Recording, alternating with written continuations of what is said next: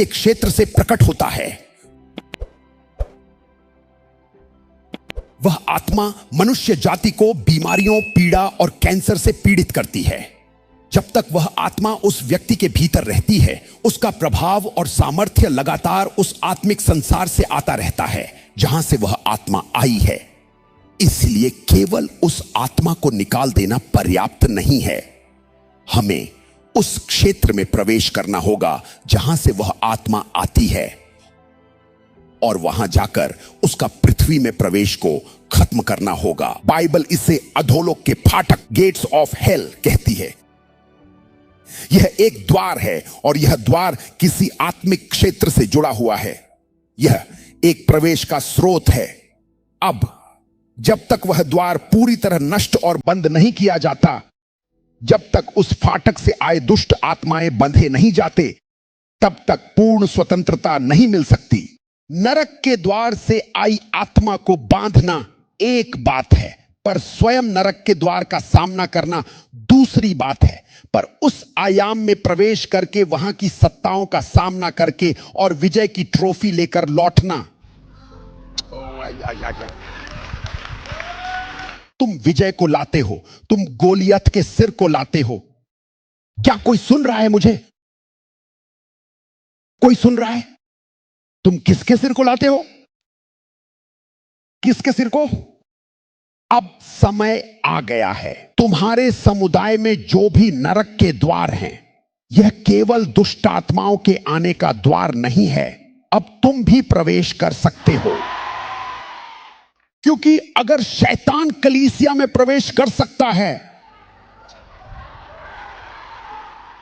अगर शैतान स्वयं को ज्योति का दूत बनाकर परमेश्वर के लोगों तक पहुंच सकता है, तो सर, मेरे पास है परमेश्वर का हथियार, जिससे मैं प्रधानताओं के आत्मिक क्षेत्र में प्रवेश कर सकता हूं। मेरे पास यीशु का नाम है, मेरे पास यीशु का लहू है, जिससे मैं नरक के द्वारों में प्रवेश कर सकता हूं और शैतान को उसके क्षेत्रीय अधिकारों और आयामों से उसके सिंहासन से नीचे गिरा सकता हूं।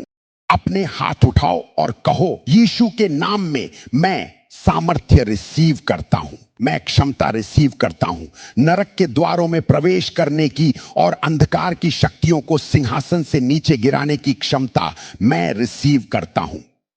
सवाल यह है कि वो कौन सी आत्मा है, वो कौन सी आत्मिक क्षेत्र है जो डिप्रेशन को बनाए रखती है?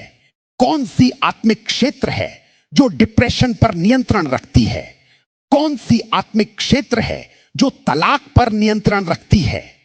कौन सा आत्मिक क्षेत्र विभाजन, क्रोध, कैंसर, लंबी चलने वाली बीमारियां, भयानक दुर्घटनाएं और मृत्यु के पीछे कार्य करता है? ये सब आत्माएं हैं जो नरक के द्वारों से छोड़ी गई हैं और वे द्वार अभी भी खुले हैं। सो शैतान इन्हीं खुले द्वारों के जरिए अपनी शक्ति और अपनी ऊर्जा भेजता है, ताकि ये आत्माएं अपने दुष्ट कार्यों को अंजाम देती रहे। आत्माएं आत्मिक क्षेत्रों से जुड़ी होती है। वह अपनी शक्ति और सामर्थ्य उन्हीं क्षेत्रों से प्राप्त करती है जहां से उसे भेजा गया है। इसलिए अगर तुम्हें किसी दुष्ट आत्मा के कामों को नष्ट करना है, तो सबसे आसान तरीका यह है, उसे उसके कनेक्शन से काट दो जो आत्मिक क्षेत्र से जुड़ी है।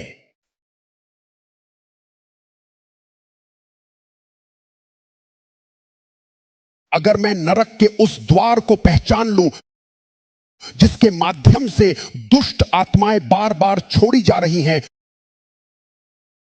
जो किसी राष्ट्र में कैंसर जैसी बीमारी बनाए रखती हैं, और अगर मैं आत्मा में उस नरक के द्वार के विरुद्ध युद्ध कर सकूं और मैं उस युद्ध में विजयी हो जाऊं और उस नरक के द्वार को बंद कर दूं और नरक के गेट कीपर्स का सामना करूं और उनकी जगह स्वर्ग के दूतों को नियुक्त कर दूं, क्योंकि हम टेरिटोरियल टेकर्स हैं, हम क्षेत्रों पर अधिकार करने वाले हैं। क्या कोई मुझे सुन रहा है? नरक के द्वारों से ऐसी दुष्ट आत्माएं भेजी गई हैं जो मनुष्यों को कैंसर जैसी बीमारियों से संक्रमित करती हैं।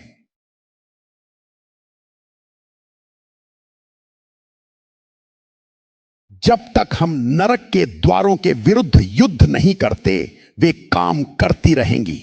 यीशु ने कहा, मैं अपनी कलीसिया बनाऊंगा। इसका अर्थ है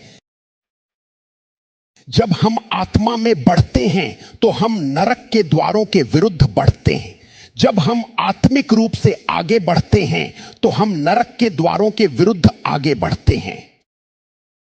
जब हम नरक के द्वारों को पहचान लेते हैं तब हम पृथ्वी पर दुष्ट आत्माओं की योजना और अधिकार को नष्ट करना शुरू करते हैं। मैं उन दुष्ट आत्माओं से नहीं लड़ता जो पहले से भेजी जा चुकी हैं। मैं उनके द्वारों को खोजता हूं। एक अदृश्य आत्मिक क्षेत्र है जहां शैतान ने अपने द्वार स्थापित किए हैं, जहां से वह दुष्ट आत्माओं को भेजता है।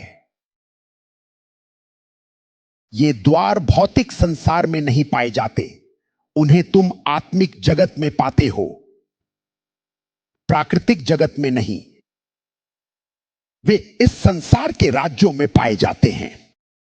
बाइबल इसे इस संसार के राज्य कहती है। ये संसार के राज्य प्राकृतिक जगत में नहीं पाए जाते, बल्कि अदृश्य आत्मिक जगत में पाए जाते हैं।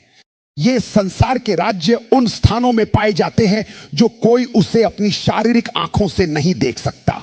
याद करो, शैतान ने यीशु को ऊंचाई पर ले जाकर इस संसार के राज्यों को दिखाया। वास्तव में वो उन्हीं द्वारों को और स्थानों को दिखा रहा था जहां से वह मानवता पर अपने हमले शुरू करता है। शैतान यह ठान सकता है कि किसी पूरे परिवार में कैंसर फैला दिया जाए, उसे बस उस परिवार के हर सदस्य के प्राण को अपने प्रभाव में ले लेना होता है और उनके भीतर कुछ इंजेक्ट करना होता है। तुम कहते हो, मैंने एक सपना देखा। कभी कभी सपने में यौन संबंध भी एक आत्मिक आक्रमण का तरीका हो सकता है। तुम सोचते हो कि तुम किसी इंसान के साथ हो, पर वास्तव में वह एक दुष्ट आत्मा होती है जो तुम्हारे शरीर में दुष्ट पदार्थ डाल रही होती है। जैसे कि एक कैंसर की कोशिकाएं डाल रही होती है। तुम सोचते हो कि तुम किसी इंसान के साथ हो, पर नहीं। दुष्ट आत्माएं यौन संबंध नहीं बना सकती। वह तो तुम्हारे शरीर में कुछ दुष्ट पदार्थ डालने का एक तरीका होता है। तुम्हें यह समझना होगा कि तुम्हारा जो प्राण है वो शरीर के लिए एक द्वार है और तुम्हारी आत्मा तुम्हारे प्राण के लिए एक द्वार है। तुम्हारी आत्मा तुम्हारे प्राण में प्रवेश करने का एक द्वार है। इसलिए जब तुम्हारा प्राण आत्मिक जगत में कैप्चर की जाती है तो शत्रु तुम्हारे प्राण के माध्यम से तुम्हारे शरीर में कुछ दुष्ट पदार्थ डाल सकता है। इसी कारण तुम्हें अपने प्राण के क्षेत्र की रक्षा करनी चाहिए।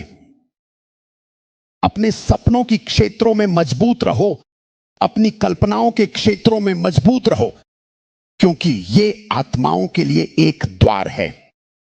इन द्वारों के माध्यम से परिस्थितियां को डाला जा सकता है, मुसीबतें डाली जा सकती हैं और परिवार नष्ट किए जा सकते हैं। ऐसी कलीसियाओं से निकल जाओ जो आत्मिक बातों को नहीं समझती, जो केवल शब्दों का ज्ञान सिखाते हैं। अपने हाथ उठाओ, तुम्हारा उन्नति का समय आ गया है। एक बात है जो हर विश्वासी को समझनी चाहिए, पृथ्वी पर जो कुछ भी चलता है उसके पीछे एक आत्मा है। हर स्थिति के पीछे कोई ना कोई आत्मा होती है जो उसे संचालित करती है। हर पीड़ा के पीछे एक आत्मा होती है जो उसे चलाती है। हर आनंद के पीछे एक आत्मा होती है जो उसे चलाती है।